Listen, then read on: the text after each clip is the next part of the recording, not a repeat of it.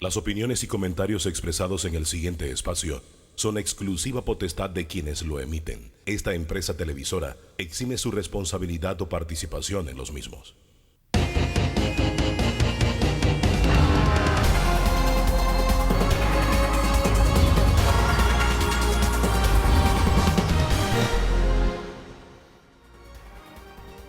Estimados amigos, bienvenidos sean todos a Debate Abierto Dominical. Estoy con Danilo Toro como todos los domingos y vamos a seguir en el mismo formato que hemos venido desarrollando a raíz de la pandemia, conversando puntualmente con autoridades y con diferentes protagonistas de la noticia.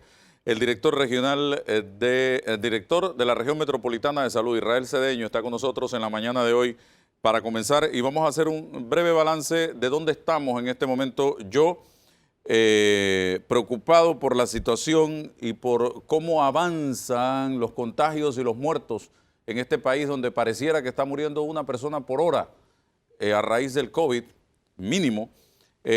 Subí a redes sociales un mensaje donde decía: al ritmo que vamos, doctor y Danilo, es muy probable que en pocos días lleguemos ya a 1,000 muertos y más de 50,000 contagios. Ya la demanda supera la oferta hospitalaria. Los insumos parecen escasear en algunos lugares y los profesionales de salud, que es lo más lamentable, agotados por el ritmo que llevan de trabajo. Un clima bastante desolador. ¿Qué dice usted, doctor? Bienvenido. Buenos días, Álvaro. Buenos días, señor Toro.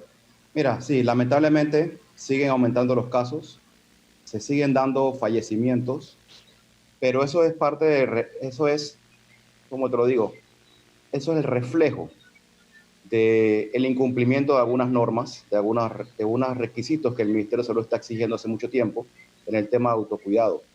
Lamentablemente, cada día que fallece una persona, un panameño o extranjero residente en Panamá, es debido a que seguramente era mayor de 60 años y o tenía comorbilidades. Y eso a su vez se refleja en que esa persona puede que se haya estado cuidando, pero la gente de su entorno, sus familiares más jóvenes, probablemente no lo hicieron y lo contagiaron a él. Por eso, independientemente de lo que el Ministerio de Salud está haciendo, la Caja de Seguro Social, el gobierno central en general, esto solo se define en el hecho de que tenemos que hacer cumplimientos todos, población, gobierno y Estado, y no a medias. Aquí no hay gris, aquí no hay blanco ni negro, aquí, perdón, no hay gris, tiene que ser blanco o negro. O cumplimos o no cumplimos. Lamentablemente se necesita un 100% de cumplimiento. Ha surgido información de la OMS que están investigando la probabilidad de que el contagio también sea vía aerógena, no solamente por gotículas, como es hasta ahora.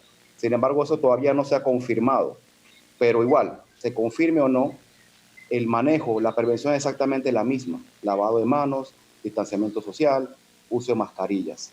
Si no cumplimos esto, definitivamente el sistema de salud va a colapsar. No lo ha hecho hasta ahora. Estamos trabajando en todo lo necesario, habilitando lugares para hospitales nuevos, habilitando lugares de hoteles hospital, albergues hospital, pero la intención es no llegar allá. Tenemos que acatar las recomendaciones, apoyar todos. Aquí se está dando una situación. La mayoría de los contagios, pareciera, usted me va a corregir si estoy equivocado, están en jóvenes, pero la mayoría de las muertes están en mayores de 60 años. Entonces, pareciera que la cadena es: el joven sale a la calle, trae el virus a la casa, contagia al adulto y es el adulto el que muere, porque al joven lo ataca el virus quizás, pero de manera asintomática o con muy pocos síntomas. ¿Qué dice usted al respecto? Es así, Álvaro. Si ustedes ven las cifras y las gráficas que mostramos periódicamente, se van a percatar de que la mayoría de los contagios o de los casos confirmados está en la edad de entre los 20 y los 50 años. La mayoría, casi que el 75%. Sin embargo, aunque la minoría está en los mayores de 60 años, esos son los que más fallecen. La mayoría de los casos de fallecimiento están en los adultos mayores de 60 años. Y eso es el reflejo de que lo que tú acabas de decir. El joven muchas veces cuando enferma levemente. Probablemente no presta atención, no se cuida adecuadamente y contagia al adulto mayor que vive con él, al vecino o al que va con él en un bus, en un metrobús, en el trabajo, porque probablemente no tiene ni síntomas o no sabía siquiera que tenía COVID porque tenía síntomas y no prestó atención y no se fue a atender porque eran síntomas muy leves. Entonces, insisto, aquí la clave sigue siendo y va a seguir siendo el autocuidado individual, pero pensando en los demás. Usted ha estado durante los 4 meses, desde el 9 de marzo hasta la fecha, en este pelotón que lo que busca es tratar de frenar el avance del virus en Panamá. Usted le ha tocado vivir todas las etapas de esta crisis sanitaria, tanto con la ministra Turner como ahora con el ministro Sucre. La pregunta que le hago y lo que estamos observando, las medidas más severas se adoptaron precisamente al principio, cuando la situación más grave la estamos viviendo es ahora. ¿Qué hacemos ahora? Que es lo más duro de esta crisis sanitaria. Bueno, seguimos buscando estrategias, implementando o modificando las ya existentes para lograr ese equilibrio. El equilibrio en el sistema económico y el sistema de salud. Porque lamentablemente sería muy sencillo decir vamos a cerrar todo, un mes, nadie se mueve, ninguna empresa abre, pero eso no lo podemos hacer.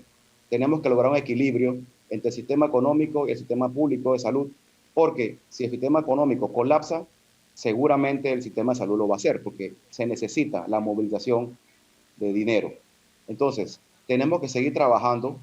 Al principio, sí es cierto, se hicieron medidas más severas y se han ido modificando precisamente buscando ese equilibrio, pero igual en las últimas gráficas que se mostraron el día martes, en la conferencia de prensa, se hizo la comparación con las aperturas de los bloques y el aumento de los casos. Lamentablemente ha sido así, y yo siempre lo he dicho en otras entrevistas, incluso contigo. El problema no es que tengamos 1000 personas en la calle. El problema es que esas 1000 personas, todos no tengan mascarilla, se contagian entre sí y sigue la red de contagios. Tenemos que seguir buscando esa estrategia que me logre a mí como Estado, como autoridad sanitaria, tener un equilibrio entre gente trabajando, gente produciendo, gente generando, pero a la vez también protegiéndonos todos. Es muy complicado, pero todo, vuelve e insisto, redunda en el hecho de que tenemos que ser 100% disciplinados. No podemos estar bajando la guardia en ningún momento. El mínimo descuido se genera un contagio.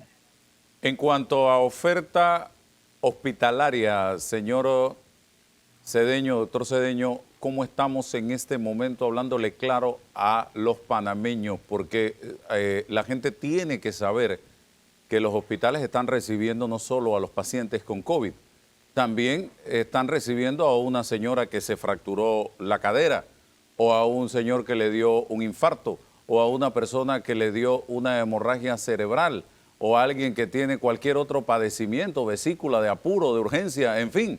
Entonces, ¿cómo está hoy día la disponibilidad de camas en los hospitales del país que tienen que atender tanto al paciente normal como al paciente COVID-19?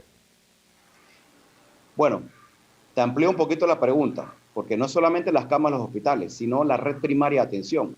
En los centros de salud, en las policlínicas, no solo siguen atendiendo COVID, tienen que atender el dengue, el resfriado común, la influenza, los síndromes diarreicos. Todo el sistema en general está congestionado por el abultamiento de consultas y de hospitalizaciones. No ha colapsado, o sea, no se ha llegado al tope, pero sí hay un congestionamiento de pacientes. Eso no podemos decir otra cosa, no podemos mentir, tenemos que ser transparentes. Y precisamente por eso todos los días estamos habilitando lugares nuevos, Instituto de Medicina Física y Rehabilitación, el Hospital Modular, se están estudiando otros lugares que se puedan convertir en albergues hospital. Estamos buscando las opciones para que al momento que ya no tengamos ni una cama, podamos utilizar esos lugares.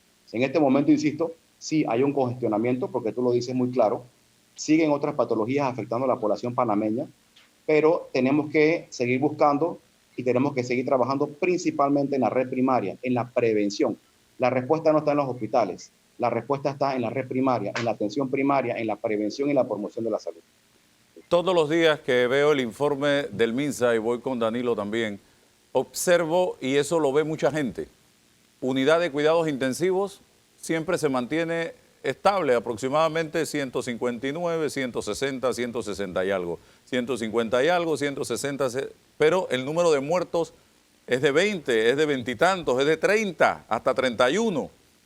¿De dónde muere esa gente que el número de pacientes de cuidados intensivos no varía en la misma dirección de la cantidad de pacientes que mueren? ¿Son gente que está muriendo en salas o en casa? Así es, Álvaro, así es. Y eso te hace ver la gravedad de la enfermedad y el por qué lo importante de la concientización. Hay muchos casos de adultos mayores que se contagiaron, se toman la muestra, te pongo un ejemplo, el lunes, porque llamó, me siento mal y creo que mi vecino tenía COVID. Vamos a su casa, le tomamos la muestra, el resultado está al día siguiente, lo llamamos. Señor Álvaro, su resultado salió positivo. ¿Cómo se siente hoy? Me siento más o menos, tengo fiebrecita, tengo una ligera tos. 2 días después, muere. Literalmente, Álvaro, es así. Está presentando una rápida evolución de inicio de síntomas a estado grave y fallecimiento. Y por eso tenemos que seguir insistiendo. Muy importante la prevención y el cuidado de estos adultos y de personas con comorbilidades, porque está siendo sumamente agresivo con estas personas. ¿Cuándo se detecta en el organismo la presencia del virus? Esa es una pregunta que hay que hacerse, porque yo veo mucha gente que hoy tuvo contacto, por ejemplo, con una persona. Se determina en la noche que esa persona está contagiada y de inmediato corre a hacerse la prueba el que tuvo contacto y le sale negativa. ¿Cuándo tienes que hacerte la prueba y qué tipo de prueba? Porque hay 3 tipos de prueba ahora mismo en la calle. Mira, el periodo de incubación de la enfermedad se ha determinado entre 2 y 14 días, con un promedio de 10 días. O sea, desde que yo entro en contacto, hay un contagio efectivo y me pueden empezar los síntomas. Sin embargo, se ha demostrado que desde que yo entro en contacto y que empiecen los síntomas, probablemente ya yo tengo una carga viral suficiente para contagiar a otros. Insisto, el promedio desde que me contagié a que empiece síntomas, si es que los empiezo, es 10 días. Cuando tenemos un caso confirmado, en la casa, todo el que vive con esa persona tiene que hacer en cuarentena. Hay que empezar por ahí. Todos sus contactos estrechos familiares entran en cuarentena. No debemos tomarle muestra a los contactos a menos que tengan síntomas. ¿Por qué? Ha sucedido varias veces que le tomamos muestra a una persona, al esposo, porque la esposa salió positiva y está en aislamiento en casa, pero sale de negativo el esposo. 3 días después, 4 días después, inicia síntomas y dice, bueno, yo me tomé la prueba hace 3 días, estaba negativa, así que lo que tengo yo es otra cosa. Por eso debemos evitar tomar muestra a menos que haya síntomas. Eso es muy importante recalcar. En este momento, en el mercado, tanto público como privado, hay 3 tipos de pruebas. La PCR, que es, por así decirlo, el hisopado regular que estamos haciendo desde el inicio del 9 de marzo. Está las pruebas antigénicas o pruebas rápidas que llaman, que también es un hisopado. La única diferencia que ese es un hisopado, esa prueba detecta antígenos, no detecta lo que detecta el PCR. El PCR detecta el mismo virus, detecta la proteína viral, el ADN, el genoma del virus. Las pruebas antigénicas detectan lo que está produciendo el virus, el cambio en el organismo. Las pruebas de sangre, las serológicas, detectan anticuerpos, detectan ya la reacción del organismo peleando contra el virus. Esas son 2 tipos, IgM o IgG. La ideal, el gold standard que decimos, como en toda enfermedad, sigue siendo la PCR. Porque la prueba antigénica, la prueba rápida, aún con que igual es un hisopado, que puede ser por nariz o por boca, esa prueba es muy específica, pero es medianamente sensible. ¿Eso qué quiere decir? Que si yo te hago un hisopado por prueba rápida, o sea, prueba antígeno, si sale positiva, como es bien específica, yo sé que es COVID positivo. Pero si sale negativa, eso no necesariamente quiere decir realmente que es negativo. Entonces, si la persona tiene muchos síntomas y yo le tomo una prueba de antígeno y sale negativa, yo tengo que hacerle la PCR, porque igual esa persona puede estar contagiada, puede tener COVID, pero como no es tan sensible, le va a marcar un falso negativo. Bien, Danilo Toro. Pero entiendo, doctor, que hay un porcentaje de seguridad dependiendo de la calidad de la prueba que se esté utilizando. ¿Es cierto eso? Sí, señor, claro. Y por eso es que todas las pruebas que están en el mercado panameño han sido y deben ser validadas por el Instituto Conmemorativo Gorgas y por el Ministerio de Salud.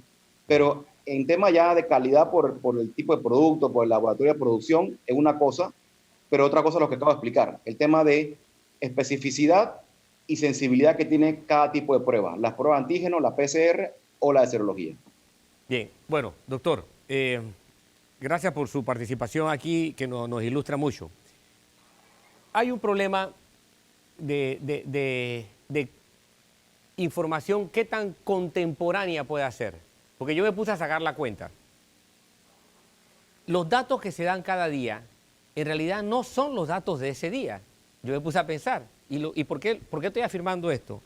Porque resulta ser que las pruebas que salieron positivas, que se anuncian como positivas hoy día, son pruebas que corresponden a tomas que se hicieron entre 48 y 72 días atrás, que a su vez, si son positivas, tal cual como usted lo acaba de informar, están en un rango de contagio que pudo haber sido entre 2 y 10 días antes. Por lo tanto, siempre estamos leyendo el pasado, que en promedio puede ser hasta 10 días, desde 2 a 10 días antes. ¿Qué se puede hacer para acortar la lectura y hacerlo lo más actualizada posible? ¿O es imposible? No, sí es posible. La solución ahí sería, perdón, que es lo que ya estamos trabajando, es ampliar la red de laboratorios. Acuérdate que al inicio de esto, todo estaba centralizado en el Gorgas, aquí en la sede. En la sede aquí en Panamá. Sin embargo, el laboratorio Gorgas ya habilitó hace mucho tiempo laboratorio en Chiriquí, en Divisa, en Darién. Esa es la clave. Tenemos que seguir ampliando la red dentro aquí de mismo la capital, porque es donde más casos se están presentando. Y dijiste 48, 72 días. Ojo, es 48, 72 horas. Perdón, tiene toda la razón. Sí, gracias por la corrección. Es 48, 72 horas, no días, así es. Sin embargo, aquí lo más importante no es solamente estar contabilizando los casos, sino es que cada vez que yo tomo un hisopado de un paciente, ese paciente yo lo pongo en cuarentena hasta tanto no se le notifique su resultado. Entonces, independientemente de que yo le tomé el hisopado el lunes y le comunico hasta el miércoles su resultado, esa persona, lunes, martes y miércoles, tiene que quedarse en su casa. E igual ya estamos investigando sus posibles contactos. Porque, insisto, aquí la clave está en la detección temprana del caso, pero a su vez también la detección y aislamiento de los contactos. Entonces sí, hay una demora de 2 a 3 días en notificación, pero igual a esas personas se le notifica, te toma el hisopado, te vas para tu casa, te quedas en cuarentena hasta tanto no te notifiquemos que estás positivo o negativo. Si estás positivo, ya sabes que tienes que estar 15 días. Si estás negativo, dependiendo de cuál es tu realidad, si te tomaste el hisopado porque eras contacto o porque tenías síntomas. Entonces hay que tener muy claro eso. El trabajo se hace desde el día 1, pero la persona queda en cuarentena buscando y se busca los contactos para evitar asimismo que se amplíe una cadena de contagio. Bien, la otra pregunta, doctor, tiene que ver con lo que usted señaló. ¿Qué es detectar masivamente? ¿Qué es ir a buscar masivamente? Porque si se parte de la premisa de que solamente se va a ir a buscar a quienes tienen síntomas, se le van a aplicar pruebas a quienes tienen síntomas, entonces en realidad el concepto de masivo aquí es bien restringido. No es una búsqueda masiva el solo considerar aplicarle pruebas a quienes tienen síntomas. ¿Qué se hace para querer ampliar la búsqueda y cómo se le llama entonces a este tipo de búsqueda? Porque es muy restringida entonces. No, realmente no es restringida. Es definición de criterios, de términos. Cuando yo digo búsqueda masiva, eso es vigilancia intensificada, porque nosotros estamos en la comunidad todos los días y hacemos la investigación. Tomamos, sí, a las personas que tienen síntomas o que llenan los criterios de casos sospechosos. Entonces, se toma muestra y tú ves que cada día tomamos más muestras. Se está haciendo el trabajo, se está haciendo el muestreo masivo, pero se está haciendo la vigilancia intensificada, la búsqueda activa de casos. Porque si bien es cierto, existen casos como te mencioné, que llenen los criterios de definición de casos sospechosos, Yo puedo tener una persona que no tiene síntomas, pero si vive con un caso confirmado que ha estado sintomático varios días, yo lo voy a poner en cuarentena. Entonces, igual estoy buscando, igual estoy ampliando la red, e igual estoy masificando la vigilancia y el aislamiento. Porque aquí la clave no es solamente tomar la muestra, es aislar a todo contagio, a todo confirmado y a todo sospechoso. Pero cada día estamos reportando, y yo creo que todavía en Centroamérica somos el país con más pruebas per cápita que estamos haciendo, y incluso en Latinoamérica. Pero insisto, cuando hablamos de muestreo masivo, de búsqueda activa de casos, no es solamente tomar la muestra, sino buscar a todos los contactos y ponerlo en aislamiento. Doctor, se me acabó el tiempo, pero tengo una pregunta final. ¿Por qué está muriendo tanta gente? Los tratamientos que estamos poniendo en práctica no están funcionando realmente, y qué estamos o hacia dónde vamos para tratar de evitar más muertes. Bueno, todos los días se revisa la terapéutica internacional que tenga evidencia de efectividad y eficiencia en el tratamiento del COVID. Se instauró unas, se suspendieron, se están estudiando si se reinstauran otra vez, porque todo tenemos que trabajar en medicina basada en la evidencia. En el tema del tratamiento hay que ser muy cauteloso, igual con las vacunas. Todo el mundo está esperando la vacuna cuándo, la vacuna cuándo. La vacuna puede que ya esté lista. El tema de tratamiento o de vacuna no es encontrar el tratamiento específico, sino verificar y estar 100% seguro que, valga la redundancia, tiene una alta gama de seguridad al paciente. Entonces, eso es lo que atrasa a veces la vacuna o los tratamientos. Esto es un virus nuevo, que para nosotros los epidemiólogos siempre es un problema porque no sabemos cómo se va a comportar. Este virus ya ha mutado en Panamá, ya el Gorgas lo informó, ha cambiado de forma. Esa es la capacidad que tienen los virus y eso es lo que hace tan peligroso. Ha aumentado su contagiosidad y lamentablemente las personas que siguen falleciendo tienen un común denominador: mayor de edad o enfermedad crónica. Bueno, gracias, doctor Israel Cedeño, por estar con nosotros en la mañana de hoy, aportando docencia en este momento. Y esta es una tarea, Danilo y doctor, en la que tenemos que jugar ambos. Aquí no hay banca, aquí tiene que jugar el gobierno su papel, pero la comunidad, el pueblo, la sociedad tiene que jugar su papel.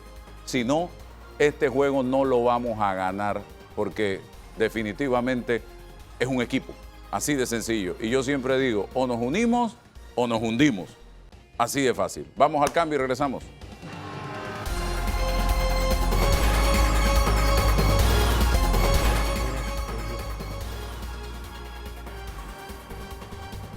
Señoras y señores, seguimos adelante. Nos acompaña ahora Luis Oliva, es el director de la Autoridad de Innovación Gubernamental.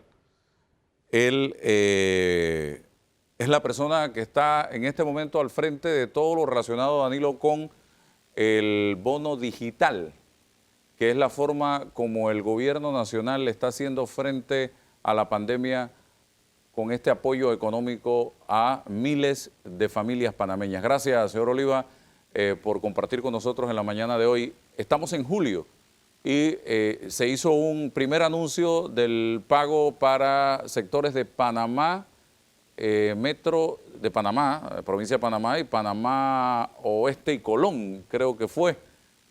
¿Cómo anda eso en este momento, señor Oliva? Sí, ¿qué tal, Álvaro? Feliz día a todos.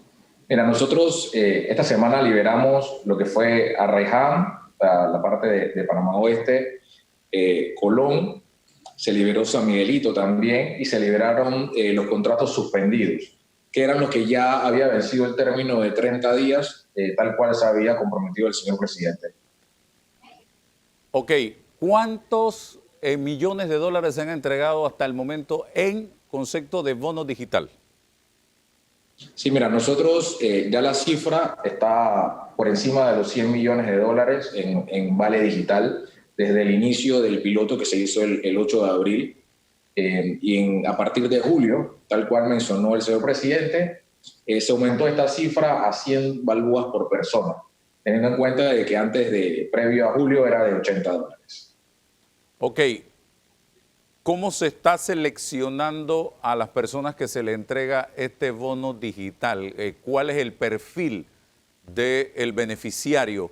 Uno. Dos, los extranjeros están siendo beneficiados con este bono digital porque en Panamá residen muchos extranjeros que están legales en este país, que están trabajando y que hoy día tienen suspensión de contrato. Hábleme también de eso. Sí, cómo no. Mira, se creó la comisión interministerial, la cual es la que dicta las normas. La comisión sacó ya una resolución indicando quiénes serían los beneficiarios. En principio, se tienen todo lo que son los trabajadores suspendidos, que ya aparecen en la página de Mitradel. Mitradel nos envía las listas a nosotros como Autoridad de Innovación, que somos quienes proveemos la plataforma tecnológica y no los que decidimos a quién le toca o no el vale digital. Nosotros lo que hacemos es que estrictamente nos basamos en los requerimientos que la Comisión Interministerial nos da. Dentro de estos requerimientos está todo lo basado en el decreto 400, que incluye a las personas que se encuentran en pobreza multidimensional, y se excluyen a las personas que tienen algún tipo de pensiones, son jubilados, que declararon renta por más de $11,000 en el año 2019, personas que son funcionarios públicos y en algunos casos, por ejemplo, el caso de las personas que tienen 120 a los 65, también han sido excluidas del vale digital. El resto de las personas se ha ido liberando por fases, teniendo en cuenta de que a las áreas donde no tienen cobertura de comercios que estén afiliados a vale digital, se les sigue entregando bolsas de comida, sobre todo en el área de las comarcas, y de igual manera en las otras áreas que no se ha liberado, se están entregando bonos físicos. En cuanto a los extranjeros, todos aquellos extranjeros que que ya poseen una cédula tipo E o tipo N, también pueden ser beneficiados, siempre y cuando se encuentren en las áreas que el señor presidente ha anunciado, que es Arreján, Colón Centro, San Miguelito, y los circuitos 8-9 y 8-10, básicamente que comprenden los corregimientos, y se hizo de esa manera para que la ciudadanía entendiera cuáles eran los corregimientos que iban a ser liberados en ese momento. Hay gente que dice, llevamos 4 meses de pandemia y no he recibido ni bolsa, ni bono solidario, ni bono digital. No tengo trabajo, no tengo nada que comer en este momento. Mi interrogante, ¿qué le decimos a esa gente? ¿Por qué no están recibiendo nada y son panameños que están pasando situaciones complejas y difíciles? Mira, el gobierno central ha estado trabajando de la mano con las juntas comunales. El señor presidente también en un momento informó de que se acercaran a las juntas comunales. Nosotros también establecimos la línea 140, de la cual el 64% de las llamadas ya han sido resueltas en su momento a través de las juntas comunales, que es como se canaliza. Y todo esto a fin de que se pueda descentralizar este tema y que las personas no tengan que salir de sus casas. Nosotros también te puedo adelantar de que gran parte de las personas que han estado llamando a la línea 140 también salen registradas de alguna manera en empresas que no los suspendieron y no les han informado a sus trabajadores que no están suspendidos porque en algún momento no se encontraban al día con la Caja de Seguro Social. Encontramos casos de empresas que no le pagaban seguro social a sus empleados desde enero y los envían como suspendidos.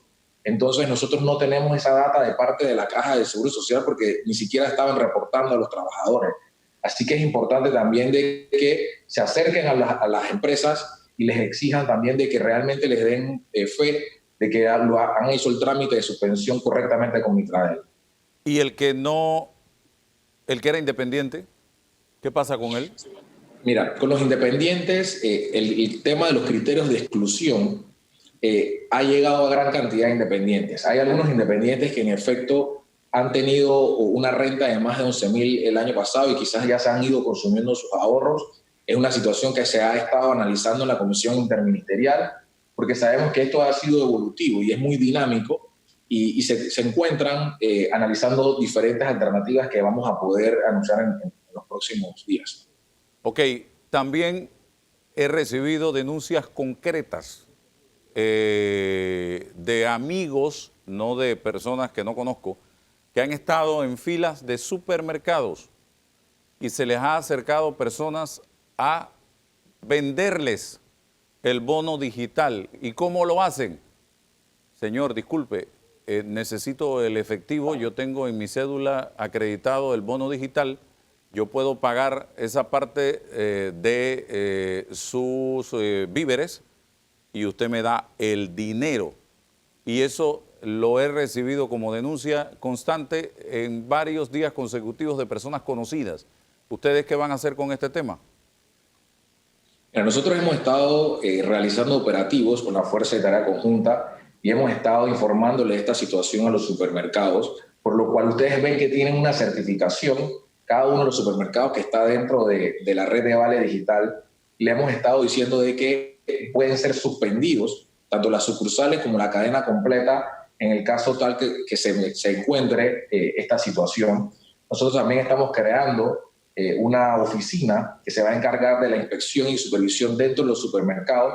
Sin embargo, en la mayoría de los supermercados, por ejemplo, en el área de Panamá, Colón, San Miguelito y Panamá Oeste, hemos tenido personal de la autoridad y de otras instituciones, conjunto a la Fuerza de Tarea Conjunta, tratando de minimizar esto. Pero sí te puedo decir también de que es un tema de la conciencia de la ciudadanía también que nos apoye, porque este es un tema de que debemos evitar que se dé. Cada uno de nosotros que se permite que estas situaciones se dé, somos cómplices. De igual manera, cuando pasa con los bonos físicos, que también pasa muy a menudo, cada panameño que haga eso le está quitando también la oportunidad de darle a esa persona que consuma los 80, los $100 que tiene, y que creo que es parte ya de nuestra conciencia como ciudadanos. Bien, entonces, ¿hay sanciones o van a haber sanciones para quien se detecte en esta práctica? Sí, mira, nosotros hemos estado trabajando con el Ministerio de Comercio, con el Ministerio de Desarrollo Social, ya que la Autoridad de Innovación no tiene las competencias para las sanciones a las personas, pero sí lo estamos haciendo a través del Ministerio de Comercio para que se puedan sancionar no solo las personas, sino a los comercios, y con la Fuerza de Tarea Conjunta para que las personas que se identifiquen haciendo esto puedan ser puestas a las autoridades competentes. Danilo, ¿alguna interrogante para el señor Luis Oliva? ¿Cómo no, ingeniero? Buenos días.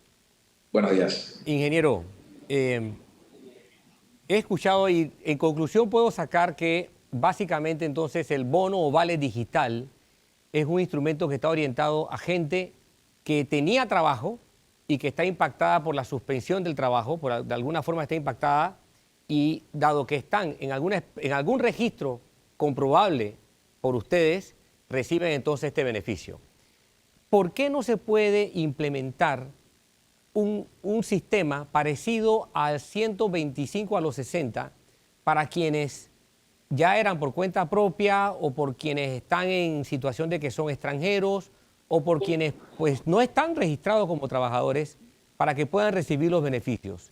Distinto al de la Junta Comunal. ¿Por qué lo pregunto? Porque el de la Junta Comunal no es una acusación, es la observación de un riesgo. Tiene un riesgo real y es el riesgo de la subjetividad política.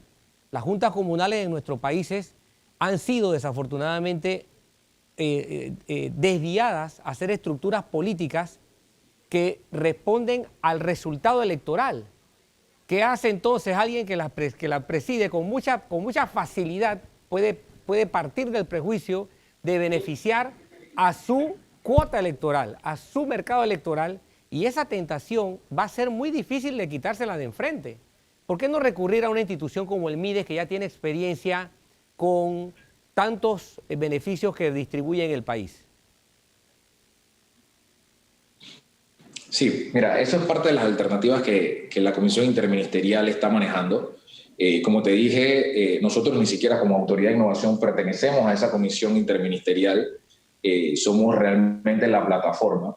Pero sí te puedo decir que en el caso de las juntas comunales entiendo también de que conocen los territorios, saben realmente cómo están estructurados los mismos, y por eso en inicio se trabajó con ellos. Sí sé que en estos momentos se están evaluando otras alternativas a las juntas comunales de manera que fortalezcamos esto. El manejo de la información también ha sido muy importante. El Ministerio de Desarrollo Social cuenta con gran cantidad de bases de datos y también de los corregimientos más vulnerables. que es la información que nosotros en estos momentos estamos trabajando.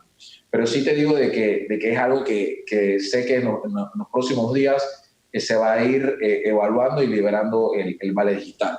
Sin embargo, te puedo decir también que dentro de todo el análisis que hemos hecho, hay gran cantidad también de personas independientes que ya han sido beneficiadas con el vale digital.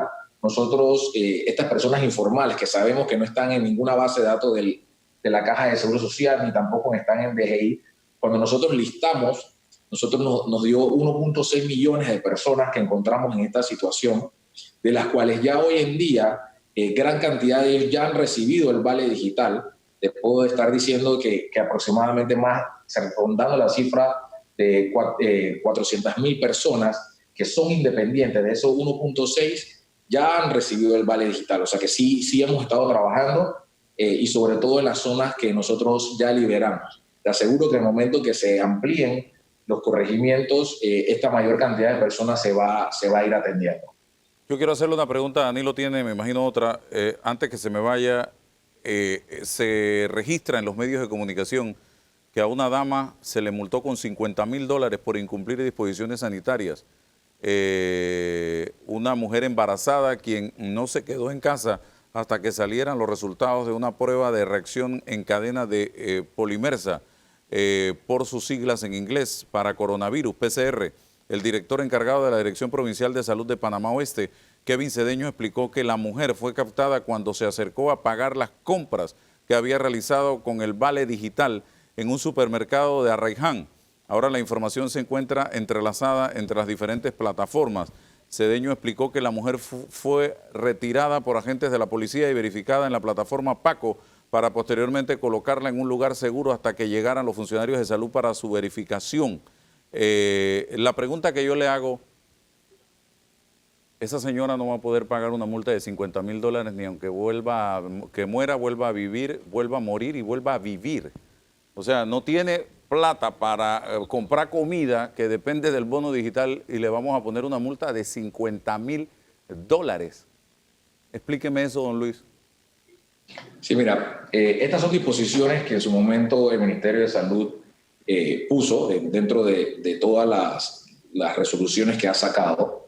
Sí he estado en reuniones con el nuevo ministro de Salud, el cual está reevaluando el modificar estas cifras, porque sí entendemos que son cifras que son bastante onerosas y sé que en algún momento él va a estar pronunciándose al respecto, ya que es la autoridad competente para este tema.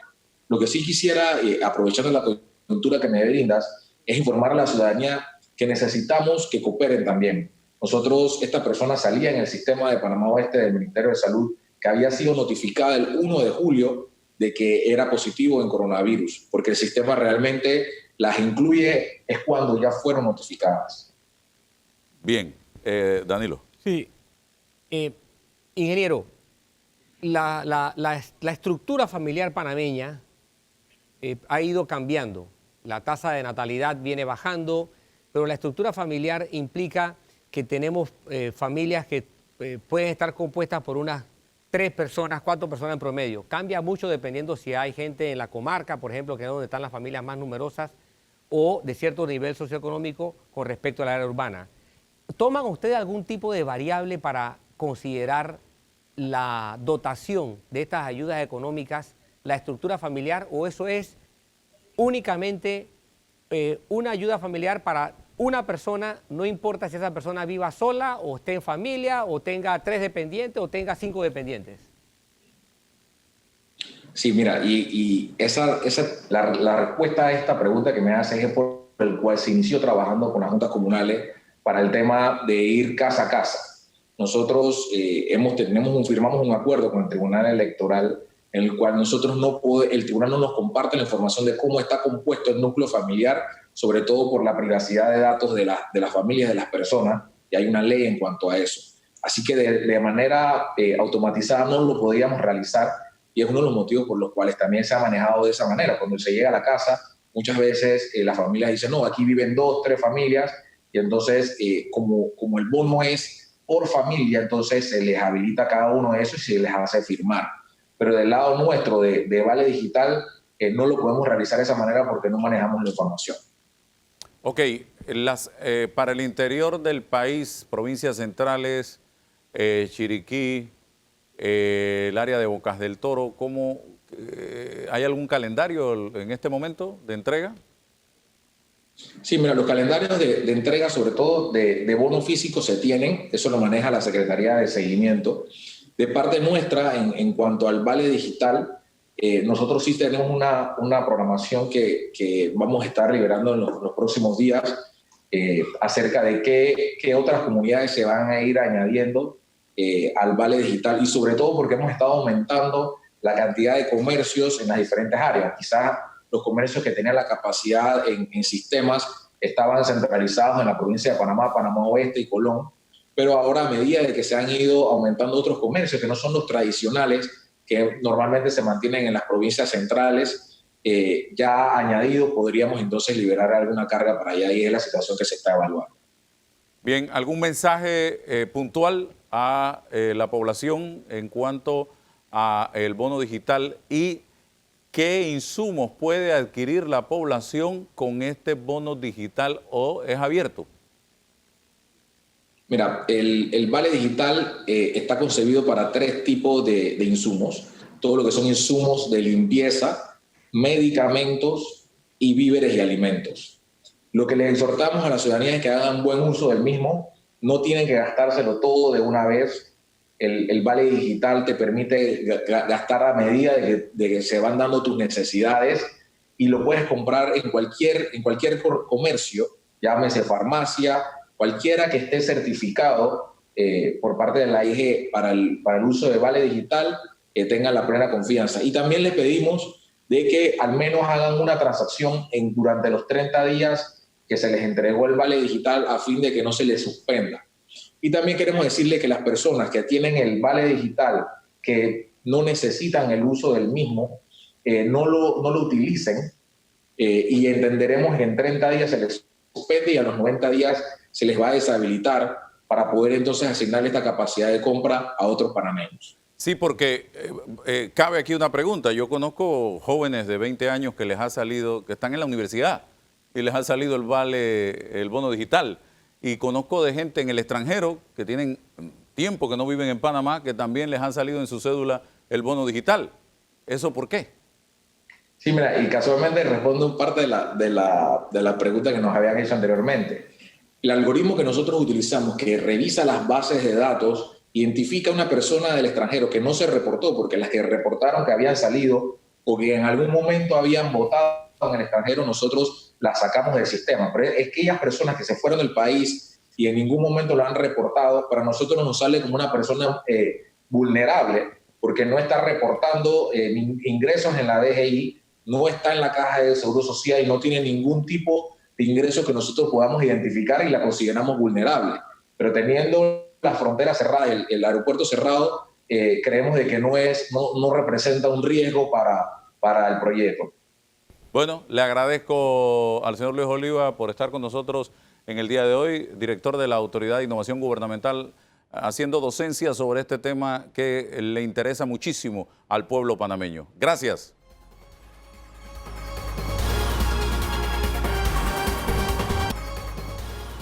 Amigos, avanzamos con nosotros en esta oportunidad el gerente del Banco Nacional, Javier Carrizo, con quien vamos a hablar un poco de temas económicos, financieros y el rol que está jugando el Banco Nacional de Panamá en la reactivación económica del país en estos precisos momentos y el apoyo en todos los planes que se han anunciado. Pero importante aclarar, señor Carrizo, eso se lo decía yo fuera de cámara, a la sociedad panameña,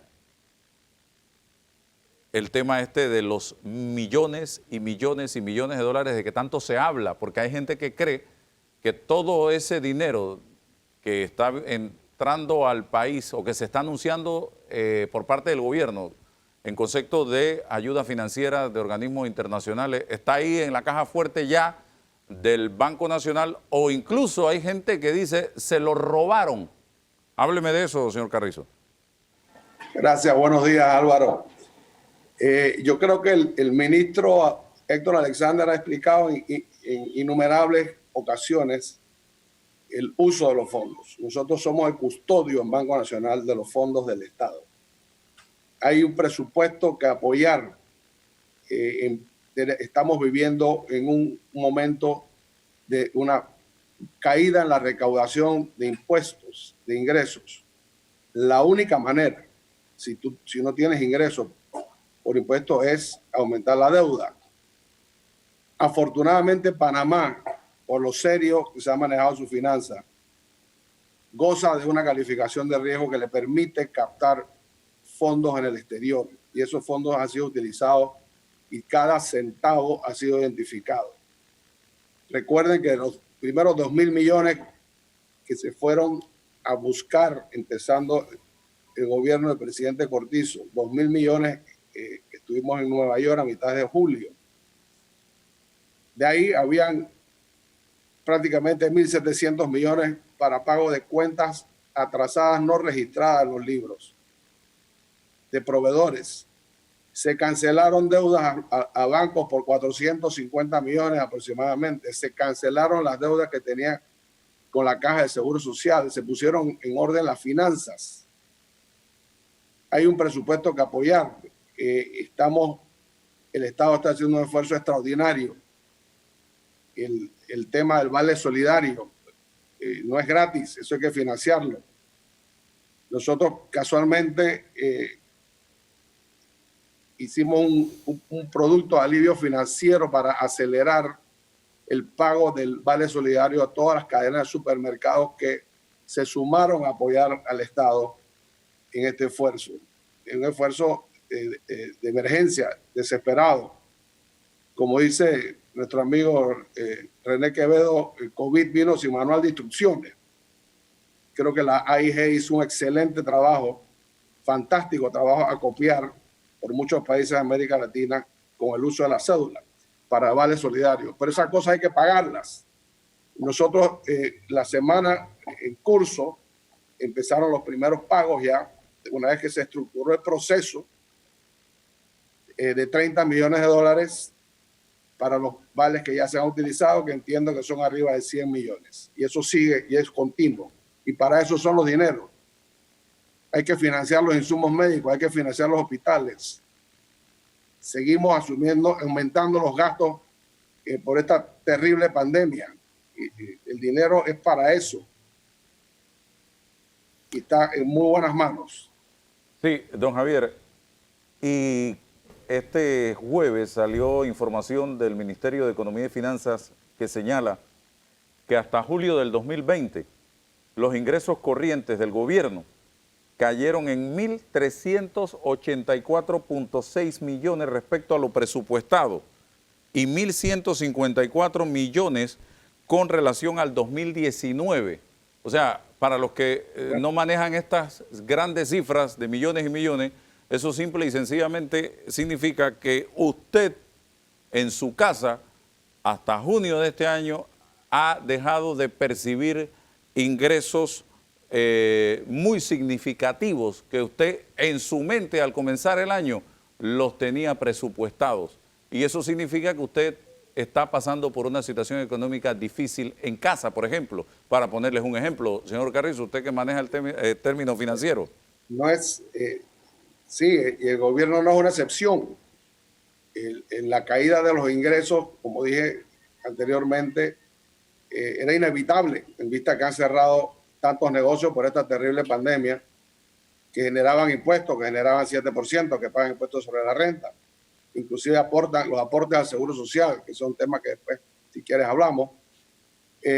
Y como dije, gracias a la alta calificación de riesgo y el manejo tan serio de las finanzas del país, hemos tenido la capacidad. Panamá fue el primer país en salir a los mercados internacionales cuando arrancó esta pandemia, que empezó la incertidumbre mundial, empezó el pánico. Los bancos internacionales entraron en pánico, se empezaron a cerrar las líneas de crédito interbancarias a nivel mundial. Me recordó un poco a la crisis de Lehman Brothers de 2008, en que hubo una gran incertidumbre. y el gobierno panameño, a través de un excelente equipo de profesionales que tiene el MEF, se atrevió a salir al mercado y fue con mucho éxito que pudimos levantar esos 2.500 millones que son para apoyar el presupuesto corriente. De otra forma, no tendríamos suficientes ingresos. Y esto todo revierte a la población. Yo quiero que me hable de cómo acceder a los apoyos financieros que fueron anunciados por el presidente el 1 de julio en la Asamblea, pero usted tocó el tema del seguro social y eso es algo que tiene a muchos jubilados en este momento sin dormir. Eso de que se está acabando los recursos en invalidez, vejez y muerte para cubrir las jubilaciones. ¿Qué nos dice usted que es el custodio de los recursos de la Caja de Seguro Social? Bueno, yo creo que la administración del Seguro Social ha sido muy clara.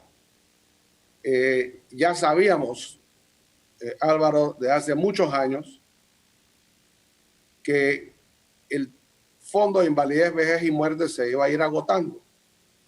Cada vez hay menos cotizantes por jubilado. Yo recuerdo cuando hacíamos unos estudios en APEDE hace muchos años, que nos remontamos a los años 70, que habían 17 cotizantes por jubilado. Ahora yo creo que escasamente hay 2 cotizantes por jubilado. Eso matemáticamente es insostenible. Además, la expectativa de vida ha aumentado. La gente vive más, por lo cual requiere más fondos. Entonces, el Fondo de Invalidez, Vejez y Muerte es un tema que requiere la atención nacional. El señor presidente convocó ya hace más de un mes a una reunión con la directiva. Él está muy preocupado y yo le transmití esa preocupación, porque si no arreglamos el tema del seguro social con seriedad y nos sentamos todos los sectores productivos del país a ver el tema, y no son temas fáciles, no son temas fáciles de tragar, porque va a requerir cambios en las estructuras. Pero si no lo hacemos, se puede convertir en un hoyo negro para el país. El fondo cuenta con activos. Lo que pasa es que los activos no todos están líquidos. Entonces, entró una discusión de cómo hacerlos líquidos. La ley 51 de la Caja de Seguro Social es muy clara. No puedes meter mano a otros programas para subsidiar al otro. La ley es muy clara. Esa ley que fue publicada en diciembre 28 de 2005, que fue la última vez que un gobierno hizo algún cambio al reglamento del Seguro Social. Que eso es lo triste, que los últimos gobiernos han ignorado el problema de la Caja de Seguro Social que se nos venía encima y ya llegó, el tren ya llegó. Entonces tenemos que sentarnos a arreglarlo. ¿Qué pasa? Se habló de la discusión, a veces sin fundamento, de que la venta de los bonos famosos. ¿Ok? Me pregunto yo, ¿para qué uno hace una reserva?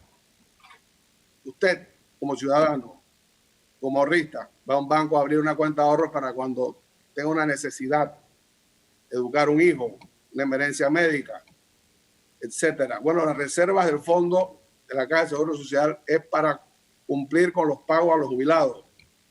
En vista de que se han deteriorado por toda esta situación, se aceleró. Ya sabíamos que venía. El COVID aceleró la llegada de la realidad. Entonces hay que pagar. Son aproximadamente 160 millones de dólares mensuales que se pagan a los jubilados y pensionados. Entonces tienes un fondo que tiene activos alrededor de 1.7 billones o 1.700 millones, de lo cual una porción, entiendo que son como 200 millones están en efectivo o 250. ¿Qué haces con el resto? Tienes que liquidar activos. Lo que pasa es que este es el momento, yo creo que la confusión que se dio, y esto es bueno aclararlo, y se lo dije a algunos miembros de la Junta Directiva de la Caja de Seguro Social, la confusión que se dio que cuando arrancó la pandemia, que dijeron se cayeron y se desplomaron los mercados. Este no es el momento de vender. los mercados que se desplomaron fueron los mercados de acciones, la bolsa de valores de acciones. Estos son bonos, estos subieron de precio. Subieron de precio porque las tasas de interés bajaron. Entonces, si hay un momento adecuado para vender esos bonos y generar una ganancia interesantísima para los jubilados es ahora. Nosotros logramos identificar de la posición de inversiones en bonos, unos 500 millones de dólares en bonos que tiene el Fondo de Invalidez, Vejez y Muerte, que generaría, si los vendes hoy, una ganancia cerca de los 90 millones de dólares de ganancia, arriba del 18%. Eso no se va a volver a dar, y si vuelven a subir las tasas de interés a nivel mundial, se desaparece la oportunidad. Okay. Después, ¿qué es lo que pasa? Álvaro, es que no son fondos de Amazon, no son fondos de General Motors ni de Apple. Son bonos de la República de Panamá.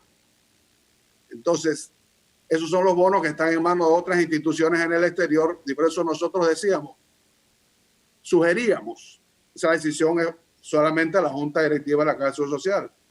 Vendamos esos bonos ahora, traigan esos fondos a Panamá, en vez de accesar los fondos que ya están en el sistema bancario.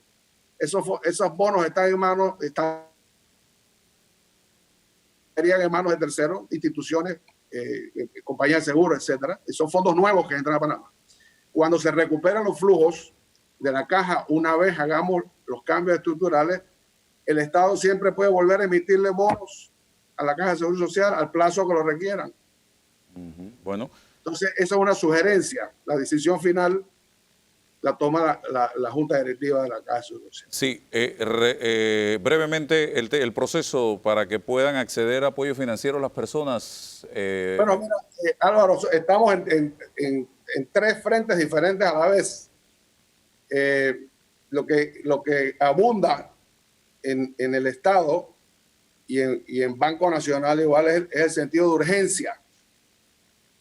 No crean que no hay sentido de urgencia, hay mucho sentido de urgencia. Aquí estamos trabajando 24/7. Estas son situaciones críticas que nunca habíamos vivido. Entonces, el presidente anunció el plan de recuperación económica, donde el Banco Nacional juega un rol importante. Empezando por el programa de Banca de Oportunidades, que es un programa que está plasmado en su plan de gobierno hace mucho tiempo, que es para apoyar a los emprendedores, al pequeño emprendedor. Ese es un programa de 20 millones de dólares que va a ser administrado por ANPYME a través del Banco Nacional de Panamá y la Caja de Ahorro. ANPYME tiene que capacitar a las personas, ver su plan de negocio y emitir una certificación. Y luego se acercan a las 22 sucursales del Banco Nacional que estarán siendo publicadas, que ya están identificadas, y 11 sucursales de la Caja de Ahorro. Nosotros internamente en el banco tenemos ahora mismo 70 personas en entrenamiento para atender este programa. Y estamos en coordinación con ANPYME, que al final son los que tienen que capacitar a ese pequeño emprendedor, y son préstamos de $2,000 hasta $5,000 que vengan con su proyecto. Son plazos hasta 84 meses muy cómodos y a tasas cómodas. Y luego, una vez vengan con esa certificación de ANPYME, se procede. El otro frente que estamos atendiendo es el plan de las pymes. Y esto es bueno aclararlo, porque hay algunos dirigentes gremiales que quizás no lo tienen muy claro. Esto es un plan que se generó con el apoyo del BID, del Banco Interamericano de Desarrollo, que se compone en el primer año, este año en $150 millones y el próximo año en $150 millones, dividido 75 millones para el sector pyme, comercio, y 75 millones para el sector agrícola. Pero el BID nos ha manifestado su flexibilidad, de si hay más demanda a un lado, dirigir los fondos hacia el lado que más demanda tiene. Este programa va a ser manejado por Banco Nacional como un banco de segundo piso, porque así nos lo pidió el Banco Interamericano de Desarrollo. ¿Qué significa eso? Que nosotros vamos a distribuir los fondos entre otras instituciones financieras. El jueves pasado ya se enviaron 31 cartas de invitación con los términos y condiciones a 15 bancos de capital panameño, a 10 financieras y a 6 cooperativas que están involucradas en el sector pyme y agrícola, que ese era un requisito del Banco Interamericano de Desarrollo. Eso no fue estrictamente una decisión nuestra. La idea es que estos fondos permeen lo más pronto posible hacia la mayor cantidad de empresas posibles. Sabemos que hay, y hemos estado en conversaciones con las diferentes cámaras de comercio, que hay mucha demanda, hay desesperación en algunos sectores por lo crítico de la situación, pero esto todo lleva un orden y recuerden que cuando se trata de entidades multilaterales, el tiempo es más largo porque hay que tomar muchas previsiones y son muchos detalles. Sin embargo, dado la situación, estamos caminando a la velocidad de la luz en términos de multilateral. Y hemos tenido el gran apoyo del BID, inclusive el Fondo Monetario Internacional también ha sido muy cooperador con el MEF. Estas cartas fueron enviadas. Nosotros le pedimos que al 16 de julio nos contesten aquellas instituciones que están dispuestas a prestarle a este sector. Y yo hago un llamado a las instituciones financieras que nos están escuchando, a los dirigentes, que es hora de remangarnos las mangas, poner un poquito al lado el tema de la estricta rentabilidad. Y aquí hay un ingrediente de responsabilidad social y solidaridad. No a todas las instituciones les gusta bajar a prestar préstamos de 5, 6, 7 mil, 10 mil dólares porque es engorroso y el proceso igual cuesta lo mismo manejar un préstamo pequeño que uno grande.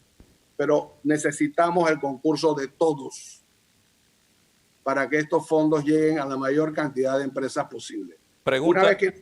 Una vez que nos contesten, las instituciones que van a participar, que les pedimos que fuera hasta el 16 de julio, lo haremos saber para que las empresas se acerquen a sus bancos. Esto debe partir, los fondos del PIB no han llegado, pero están en negociación final. Nos hemos puesto como fecha lo de Banca de Oportunidades, 3 de agosto, y igualmente lo del PYME, quisiéramos tomar esa fecha como la fecha de arranque del 3 de agosto. Pero eso se sabrá apenas lleguen los fondos que deben estar llegando pronto. Sí, Danilo. Buen día, don Javier, ¿cómo está? Danilo, placer. ¿Cómo estás? Bien, bien. 2 preguntitas.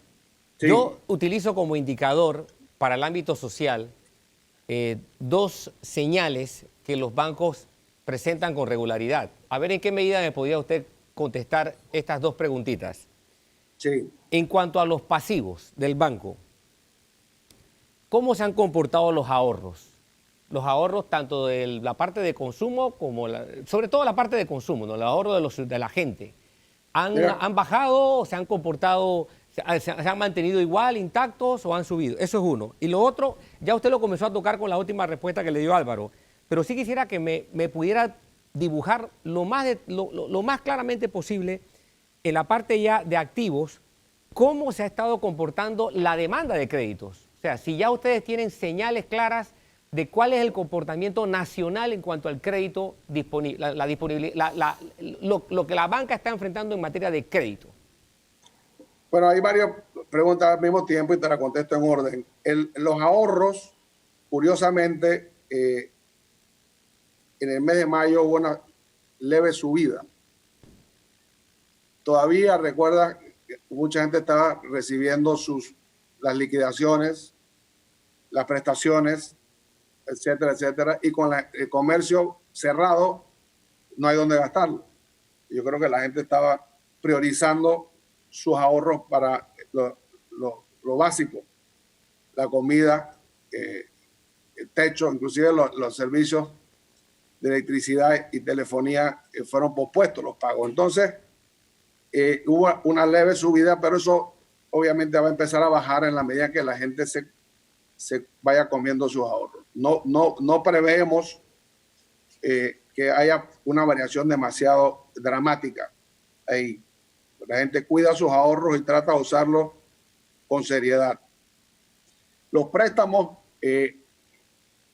ya el mes pasado vimos que los desembolsos de préstamos bajaron 230 y tantos millones en el sistema, menos que los meses anteriores. Y eso es lógico, porque en la medida en que las empresas están cerradas y no han estado jalando sus líneas de crédito para compra de inventario, no requieren de ese financiamiento si no tienen cómo venderlo. Por lo cual es importante y estamos todos pendientes de cómo se va a llevar a cabo, y todo depende de cómo se comporte esta pandemia, y todos ustedes lo saben. Son decisiones muy difíciles. Todos quisiéramos que se abrieran ya todos los bloques, pero no es posible. Ya estamos viendo, uno lee todos los días noticias de países, los rebrotes son peores. En Israel acabo de leer que se volvió a rebrotar nuevamente el virus, y en otros países. Entonces lo que no queremos es eso. Queremos que cuando se abren los bloques es para que sigan operando, y nosotros estamos preparando para eso, y se va a dar prioridad en estos programas de ayuda a las pymes. Por ejemplo, se va a dar prioridad para las empresas que vayan a preservar los trabajos, preservar trabajo y seguir operando, salvar las empresas. Es una situación muy complicada, pero le vamos a meter el hombro y estamos metidos de cabeza en que esto se distribuya lo más pronto posible. Nosotros ya pronto sabremos quiénes participan y quiénes no, y si es necesario, el Banco Nacional tendrá que adoptar una postura de primer piso también en el sector de las pymes. Nosotros no estábamos en las pymes.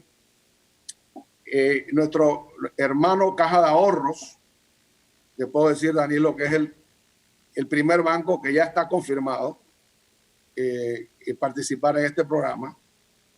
Tengo una fluida comunicación con Andrés Farrugia, su gerente general. Hemos sido colegas por muchos años y ya les confirmamos $20 millones de este programa para pymes.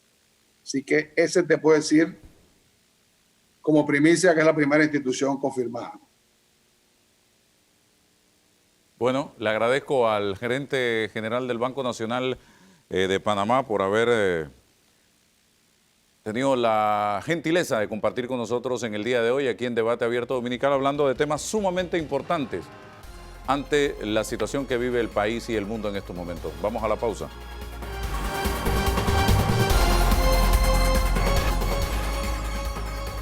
Bien, avanzamos, señoras y señores. Y en este programa dominical tocamos diversos temas. En esta oportunidad está con nosotros el licenciado Francisco Carreira, porque esta semana se dio una noticia en materia de justicia donde Panamá está involucrado. Hay 2 ciudadanos panameños detenidos en una cárcel allá en Guatemala. Se trata de Ricardo Martinelli Linares y Luis Enrique Martinelli Linares, hijos del expresidente de la República, Ricardo Martinelli.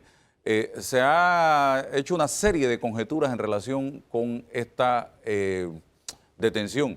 Comenzamos por el hecho de, primero, cómo llegan a Guatemala estos 2 ciudadanos que estaban en Estados Unidos. Segundo, ¿por qué sale este indictment cuando están en Guatemala y no precisamente estando en Estados Unidos, que era mucho más fácil su detención que ahora todo este proceso que se va a desarrollar en ese país? Comencemos por ahí, el señor Carreira. Cómo no, Álvaro, muy buenos días a todos los televidentes. Siempre es un honor participar en tu programa y saludo a ti, a Danilo. Mira, lo que ha ocurrido aquí, por supuesto que llama mucho la atención. La información que se maneja y se ha divulgado hasta ahora es que los hermanos Martinelli y Linares entraron a Guatemala por tierra desde El Salvador. Presumiblemente viajaron de Estados Unidos a El Salvador y hasta donde se sabe, en ningún momento hay absolutamente nada relacionado con ninguna fuga. Lo último que se sabía de la presencia de ellos en Estados Unidos fue la detención que tuvieron por el caso de migración, en donde pidieron una fianza. El Tribunal Administrativo Federal le dio una fianza de $1 millón a cada uno, y ese proceso seguía desde noviembre del año pasado.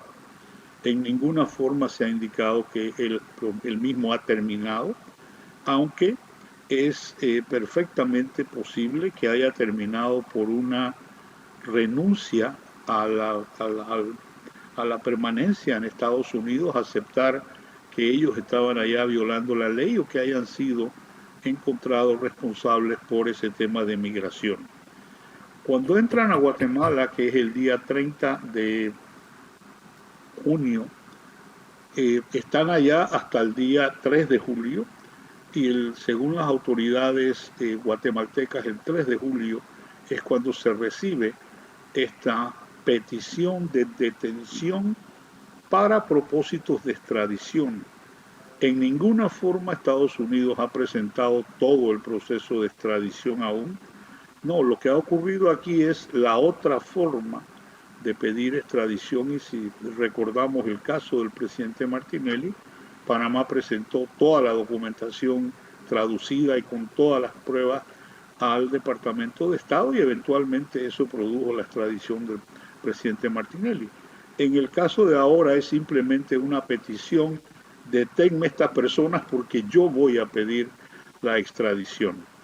Al ser ellos detenidos surge el tema, la controversia de si en ese momento eran o no eran miembros del Parlamento Centroamericano y si tenían inmunidad, si habían sido juramentados, si no habían sido juramentados, y se crea todo este tema en donde hay argumentos legales de ambos lados.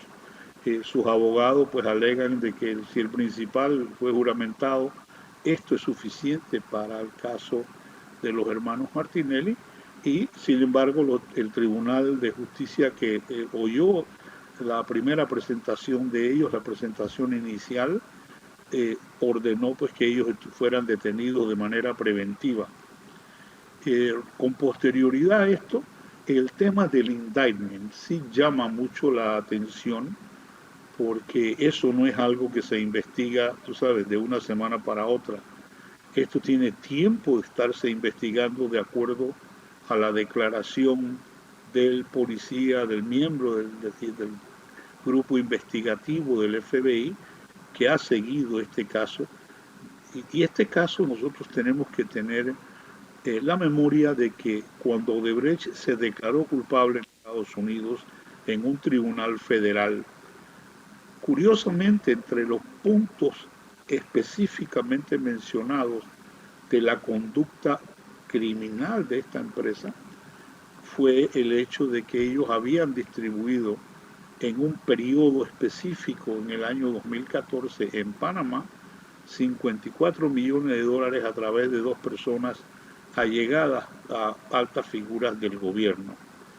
Desde entonces eso se sabe, eso ha sido parte del documento de culpabilidad, y ahora pues como se ha seguido investigando, se presenta este indictment que en la forma como fue descrito por las autoridades federales involucra a 14 personas, y ahí hay el cargo de lavado de dinero, cargos de corrupción y principalmente el cargo de conspiración, que quiere decir que se han integrado diversas personas para cometer delitos en diferentes formas con diferentes entidades bancarias, sociedades y o personas. Entonces eso es parte. Los hermanos Martinelli son los dos primeros que son arrestados por este tipo de indictment. Los mismos funcionarios federales dijeron que en la medida en la que otras personas son arrestadas, entonces esto se va a divulgar.